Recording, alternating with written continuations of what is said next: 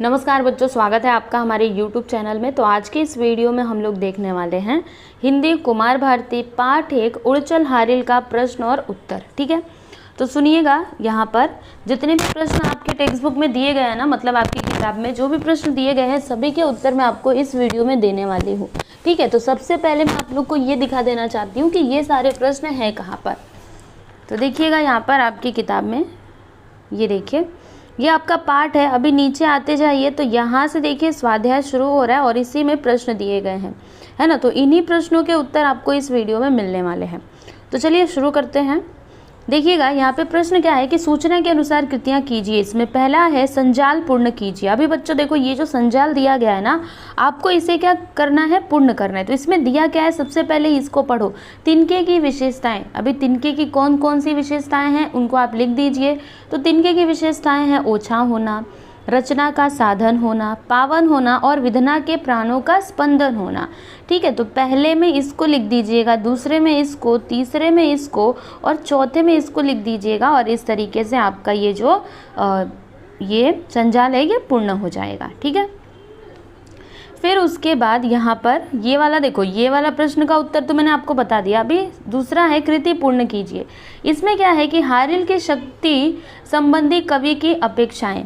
अभी हारिल के शक्ति संबंधी कवि की कौन सी अपेक्षाएं हैं, तो इसका आंसर यहाँ पे आप लोग देख सकते हो, मतलब इसका उत्तर देखो। पहले में आप क्या लिखना कि सभी दिशाओं में आगे बढ़ने की। ठीक है, यही है ना, कवि क्या चाहते हैं कि हारिल सभी दिशाओं में आगे बढ़े, अर्थात जो हमारे देश के नौजवान हैं वो सभी दिशाओं में क्या करें, अपना नाम कमाए, आगे बढ़े। ठीक है, और दूसरे में क्या लिखोगे कि पंख के प्रहार से आसमान में क्या मचा दे, हलचल मचा दे, है ना, हलचल मचाने की। तो यहाँ पे ये भी पूर्ण हुआ। अब उसके बाद यहाँ पे अगला प्रश्न, ये उचित जोड़ियाँ ढूंढ कर लिखिए। अभी देखो, आपको जोड़ियाँ मिलाना नहीं है बल्कि ढूंढ करके लिखना है। ठीक है, तो प्राण का क्या होगा, यहाँ पे आप देख सकते हो, प्राण का होगा स्पंदन। क्या होगा बच्चों, स्पंदन। अनथक का पंख का अनथक। ठीक है, ऐसे करके मैंने देखो ये पूर्ण किया है, ये देखो ऐसे करके दिया ना। तो वही आप एक बार देखिएगा और मिलाइएगा। उषा प्राची लिखना, तिनका पावन धूलि। ठीक है, तो ऐसे करना था। अब उसके बाद यहाँ पे चलो, ये तो हमने देख लिया तीसरा। अभी चौथा है कि 4 ऐसे प्रश्न तैयार कीजिए जिनके उत्तर निम्न शब्द हो। ठीक है, देखो अभी आपको क्या करना है ना, ऐसे प्रश्न तैयार करने हैं जिनके उत्तर क्या होने चाहिए, ये शब्द होने चाहिए। जैसे कि आपको ऐसा प्रश्न बनाना है जिसका उत्तर प्राची हो, आपको ऐसा प्रश्न बनाना है जिसका उत्तर उपहास हो, आपको ऐसा प्रश्न बनाना है जिसका उत्तर अमरता हो, और आपको ऐसा प्रश्न बनाना है जिसका उत्तर क्या हो, हलचल हो। ठीक है, तो देखिए इसका उत्तर यहाँ पर लिखा है हमने प्राची, तो इसका क्या होगा, उषा किस में जाग उठी है, तो हम उत्तर क्या देंगे, प्राची में, है ना। फिर यहाँ पे देखो, असफल व्यक्तियों को लज्जित करने के लिए लोग उनका क्या उड़ाते हैं, बताइए क्या उड़ाते हैं, मजाक उड़ाते हैं ना, उपहास उड़ाते हैं, बराबर। तो इसका उत्तर उपहास हो जाएगा। उसके बाद अमरता, तो हारिल के हाथों का तिनका किसका साधन है, बताइए बताइए किसका साधन है, तो अमरता का। समझ में आए, तो आपको ऐसे ही प्रश्न तैयार करने होते। कभी परीक्षा में भी अगर ऐसा प्रश्न, मतलब ऐसा क्वेश्चन आया तो आपको ऐसे ही करना है जैसे मैं आपको बता रही हूँ। ठीक है, हलचल, तो अभी इससे संबंधित प्रश्न क्या हो सकता है, हारिल पक्षी अपने पंखों की चोटों से आकाश में क्या मचा देगा, तो हलचल मचा देगा, है ना। फिर उसके आगे प्रश्न क्या है, 5वां, ये चौथा हो गया ना। अभी 5वां प्रश्न देखिएगा, पद्य में प्रयुक्त प्रेरणादायी पंक्तियां लिखिए। मतलब इस पद्य में जो प्रेरणादायी पंक्तियां हैं, यानी जिससे आपको कुछ प्रेरणा मिल रही है, वो पंक्तियां आपको लिखना है। तो देखिए मैंने ये पंक्ति लिखा है, इससे हमको प्रेरणा मिलती है ना, ऊपर ऊपर ऊपर ऊपर बड़ा चीर चल दिगमंडल, अनथक पंखों की चोटी से नभ में एक मचा दे हलचल, तिनका तेरे हाथों में है अमर एक रचना का साधन, तिनका तेरे पंजे में है विधना के प्राणों का स्पंदन। ओके,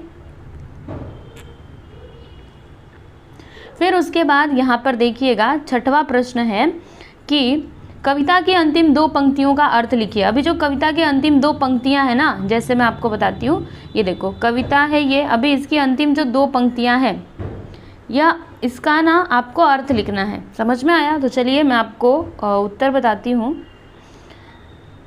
देखो कवि क्या कहते हैं, अर्थ इसका देखिएगा। देखो ये 2 पंक्तियां हैं, एक बार मैं आपको फिर से बता रही हूँ। अंतिम 2 पंक्तियां मतलब क्या, अंतिम की 2 पंक्तियां यही है ना, तो इन्हीं का अर्थ आपको बताना था। तो देखिए यहाँ पे अर्थ मैं आपको बता रही हूँ।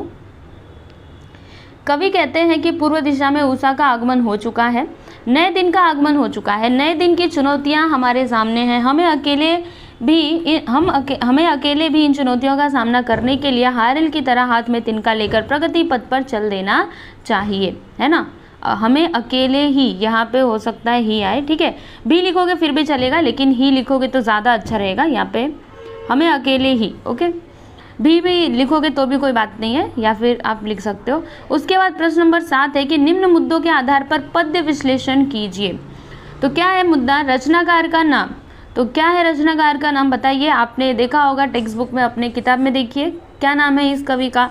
तो श्री सच्चिदानंद हीरानंद वात्स्यायन अज्ञेय जी, है ना।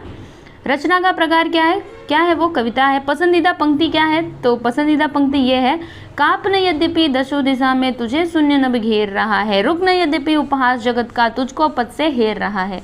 ठीक है, मेरी पसंदीदा पंक्ति तो यही है। अभी आपकी जो हो आप लिखो।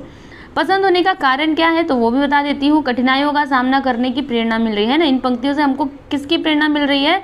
तो हमें कठिनाइयों का सामना करने की प्रेरणा मिल रही है। रचना से प्राप्त प्रेरणा, ठीक है, तो विपत्ति से बिना घबराए उसका सामना करना तथा प्रगति पथ पर आगे बढ़ते जाने का संदेश, है ना, यही तो प्रेरणा प्राप्त हो रही है हमको। फिर यहाँ पे अगला आता है उपयोजित लेखन। इसमें क्या है कि यदि मैं बादल होता विषय पर लगभग 100 शब्दों में निबंध लिखिए। अभी आपको क्या करना है, देखो, यदि मैं बादल होता, इसके विषय पर आपको लगभग 100 शब्दों में निबंध लिखना है। ठीक है, तो देखिए मैंने यहाँ पे लिखा हुआ है, क्या लिखा है मैं आपको पढ़ करके बताती हूँ, समझने की कोशिश करना, बहुत ही आसान है। यहाँ पे समझिए कि आप बादल होते तो क्या क्या करते। तो ये जो उत्तर मैं आपको बता रही हूँ ना, ये कोई मतलब एकदम याद करने की चीज़ नहीं है, ये आप अपने मन से लिख सकते हो कि आप ही सोचो ना, अगर आप बादल होते तो क्या क्या करते, सोचिए। अब मुझे जो लगता है मैंने यहाँ पे लिखा है, सुनिएगा। यदि मैं बादल होता तो मैं उन क्षेत्रों में पानी अवश्य बरसाता जो मेरे अभाव में सूखे रह जाते हैं, वहाँ अकाल पड़ जाता है। यहाँ पे है आएगा, ओके। नदी नाले कुएं तथा तालाब सूख जाते हैं, मानव पशु पक्षी पेड़ पौधे पानी के लिए तरसने लगते हैं, लोग पानी की खोज में पलायन करने लगते हैं, गांव के गांव सूने हो जाते हैं, जानवर मरने लगते हैं। यदि मैं बादल होता तो इनके दुख का अनुभव करता और उन क्षेत्रों में जाकर भरपूर वर्षा करता ताकि वहाँ लोगों को जल का अभाव ना हो। यदि मैं बादल होता तो कभी इतना अधिक पानी न बरसाता जिससे नदियों में बाढ़ आ जाए, गांव के गांव बाढ़ में बहने लगे, पशु बहने लगे, पेड़ पौधे अपनी जगह से उखड़ जाए तथा तरह तरह के रोग फैलने लगे। यदि मैं बादल होता तो न तो अधिक पानी बरसाता और न ही कम पानी बरसाता, बल्कि संतुलित रूप से उतनी ही पानी बरसाता जितना उस क्षेत्र के लिए आवश्यक होता। यदि किसानों को उतना पानी मिलता तो वे अच्छी फसलें पैदा करते, वे भी धन धान्य से संपन्न होते तथा देश को भी संपन्न करते। किसानों को सुखी जीवन जीते देखकर मैं भी खुश होता। ठीक है, तो ये तो बात ही बादल बनने की। अभी आप क्या सोचते हो, अभी आप सोचना और लिखना, ठीक है। तो फाइनली हमने ये जो उड़चल हारिल है इस पार्ट का प्रश्न और उत्तर समाप्त कर लिया है, और आगे के भी जो पार्ट है उनका भी जो प्रश्न और उत्तर है मैंने ऑलरेडी सब कुछ अपलोड किया हुआ है, वीडियो हर एक पार्ट का अपलोड किया है। तो आप लोगों को ये सारे पार्ट मिलेंगे कहाँ पर? तो प्लेलिस्ट में जाइएगा, हिंदी कुमार भारती प्रश्न उत्तर का आपको प्लेलिस्ट मिलेगा क्वेश्चन आंसर का।